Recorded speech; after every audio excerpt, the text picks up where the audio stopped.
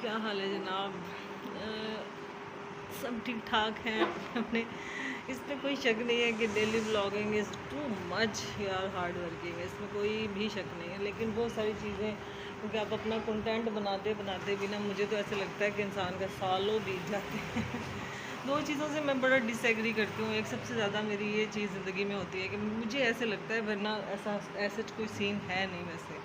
मुझे ऐसा लगता है कि ब्लॉगिंग में जब हम कोई शॉपिंग या समथिंग कोई भी ऐसी चीज़ जो कि हमारे माशरे में इस वक्त चल रहा है, डिसास्टर, जैसे कि मैंने आपसे बात की कि मतलब जब फैमिली जो है वो मैं पर्सनली उनको जानती हूँ, तो इस वजह से मैं उनके व्लॉग्स देखती हूँ, मुझे बहुत इंटरेस्ट होता है। तो मैंने उनके व्लॉग्स से देखा कि मुझे बहुत डर था कैसा होगा, क्योंकि मैं खुद पाकिस्तानी हूँ।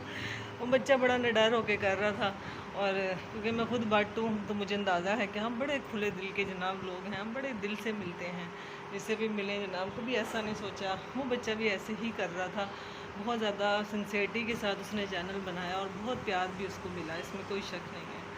तो ज़िंदगी में सबसे ज़्यादा ज़रूरी चीज़ यही होती है कि आप किसी का मान मत तोड़ें। अगर वो आपसे कोई एक्सपेक्ट कर रहा है तो आप उसको ऐसी चीज़ें, आप देखें, वो सारी ज़िंदगी उस तरह की ब्लॉगिंग नहीं कर पाएगा जो कि उसने मेटअप भी रखा।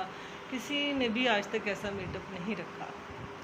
बट एनीवे, बहुत सारी चीज़ें ज़िंदगी में आती हैं और इंसान को मेंटली बहुत डिस्टर्ब कर जाती हैं। मैं जैसे, हम कोरोना में, कोविड में कितने डर कि जो कुछ चीज़ें जिनकी हमारे लिए अहमियत ही नहीं थी, जस्ट लाइक के दरवाजे की ये जो लॉक होते हैं, गेट का लॉक हो गया, वो में डर लग गया। मतलब कि सब्ज़ी वाले से शॉपर भी नहीं पकड़ सकते थे, मतलब हर चीज़। और सबसे ज़्यादा मैंने आपसे पहले भी जिक्र किया था कि मैंने खुद बेसिकली इतने इतने से सैनिटाइज़र 4-4 5-5 हज़ार के खरीदे हैं। तो फिर ऐसे मुल्क पे क्यों नहीं तबाही आएगी। बट ये है कि बहुत सारी चीज़ें सोचनी पड़ती हैं, तो ज़रूर ऐसे लोगों को प्रमोट किया करें, लेकिन अच्छे तरीके से किया करें। और मैंने बहुत ही, मेरा डिसहार्ड में हो गई, मुझे बहुत अजीब सा लगा। बट अभी दिल दिमाग में एक चीज़ बहुत तेज़ी से गर्दिश कर रही थी, और मैंने देखी अभी शगुफ्ता एजाज की भी चल रही थी कि कैंसर से अबाउट बहुत सारी चीज़ें वो बता रही थी। तो मेरी अम्मी की जर्नी भी कुछ ऐसे ही थी, तो वो बहुत मेरे दिमाग में आया, क्योंकि मेरे नज़र से नहीं गुजरी 2-3 चीज़ें, तो मुझे नहीं पता चला। तो उन्होंने अपनी वालदा की जर्नी बताई कि किस तरह से उनकी वालदा ने सर्वाइव किया, कैसे उन्होंने मूव किया लाइफ में। तो उसे मेरी अम्मी की तरह ही थी। इंसान जब ज़िंदगी की जंग, यकीन करें, लड़ रहा होता है। मैंने देखा अपनी अम्मी को कि वो जीना चाहती थी। मैंने आपको बताया, शायद मैं ज़्यादा तकलीफ़ में अब हूँ, मैं तब ना होती, शायद मैं अपनी अम्मी की उस तरह से खिदमत कर पाती, उनके साथ टाइम स्पेंड कर पाती। लेकिन ये भी मेरे अच्छे के लिए बहन भाइयों ने किया कि मुझसे थोड़ा सा क्लियर नहीं किया कि क्या बीमारी है। और मुझे मतलब मेरी बहन हमेशा जो थी, वो सिस्टर, हमेशा मुझे बहुत होप दिलाती थी। मैं कहती थी कि अम्मी को कुछ हो ना जाए, कुछ मसला है, कोई है, तो वो कहती थी नहीं नहीं इंशाल्लाह ठीक हो जाएंगे। अच्छा, या वो कहती थी ना इंशाल्लाह, तो मेरे अंदर ऐसे खून तेज़ गर्दिश करता था, अच्छा कि मेरी अम्मी ठीक हो जाएगी इंशाल्लाह। ऐसे मैं मतलब ज़िंदगी की जंग को जारी रखा, लेकिन बहुत स्ट्रेस में चली गई, क्योंकि अम्मी का वो फ़ोन का ना आना और ये सब। बट जब मैं डॉक्टर के पास गई, मैंने आपसे ये भी शेयर किया, लेकिन जो आज बात शेयर करना चाह रही हूँ, या मैं जो मुझे डॉक्टर ने बोली थी वो यहाँ चल रही है इस पे सोशल मीडिया पे। तो डॉक्टर ने कहा कि आप ना ज़िंदगी में सबसे ज़्यादा, नहीं ये पता था उनको, सिर्फ यही मतलब भाई के सब भाई साथ थे, तो उनको सिर्फ यही अंदाज़ा था कि थोड़ा सा नींद का डिस्टर्ब है, क्योंकि उन्होंने मेरी बातों से अंदाज़ा लगाया कि वो मानने को तैयार ही नहीं थी कि मुझे कोई डिप्रेशन है। वो बल्कि उन्होंने मुझे यहाँ तक बोला कि आप मुझसे ज़्यादा अच्छा बोलती हैं, तो आप तो कोई ऐसा मसला नहीं है। आपका मसला ये है कि आपको जब कोई एग्ज़ाइटी का या पैनिक अटैक होने लगता है ना, तो आप अपने सबसे फेवरेट बंदे को फ़ोन कर लिया करें। तो बस उन्होंने जब फेवरेट कहा तो मेरे आंसू निकलने लग गए।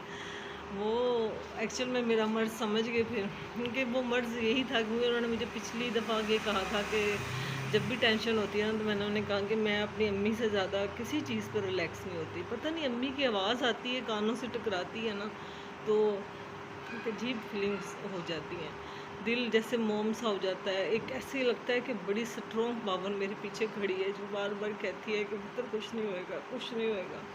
अब ये वर्ड ज़िंदगी से ख़त्म हो गया।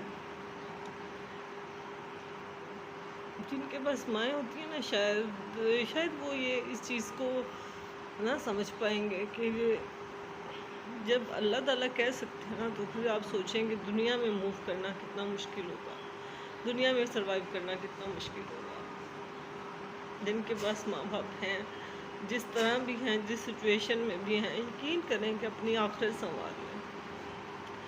माँ की खिदमत से ज़्यादा मैं नहीं समझती, बाप की अपनी जगह पर है ये, इसमें कोई शक नहीं, लेकिन माँ से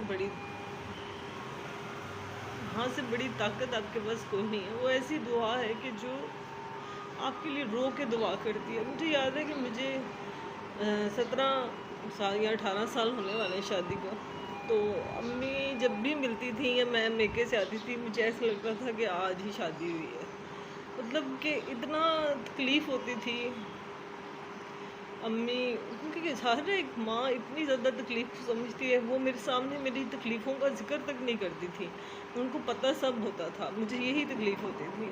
जब मेरी बेटी पैदा हुई तो मैंने उनको कहा कि ना अपना आना, मतलब सफ़र बहुत ज़्यादा था और मेरे ना अब्बू बीमार हो गए थे बहुत ज़्यादा। उस वक़्त अब्बू भी ज़िंदा थे जब मेरी बेटी हुई, तो अम्मी मेरी बस पे आ गई। हालाँकि गाड़ी पे भी सफ़र नहीं कर सकती थी, और वो बस पे बैठ के आ गई। और जब उनको पता चला कि मतलब इस तरह से मेरी तबीयत ख़राब है और मैं हॉस्पिटल में एडमिट हूँ, हालाँकि यहाँ से उस वक़्त 8 घंटे का वो सफ़र होता था, और मेरी अम्मी ने बस पे किया।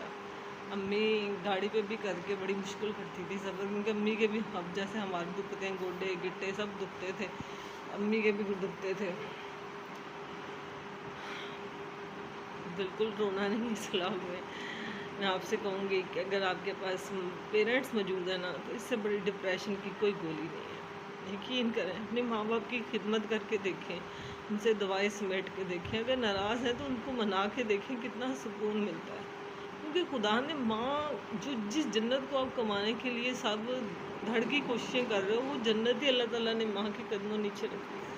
अब ये जन्नत तो माँ कैसे स्टैंडर्ड करती है, वो उनका हेडेक है, लेकिन आपने अपनी जन्नत को कमाना वैसे ही है।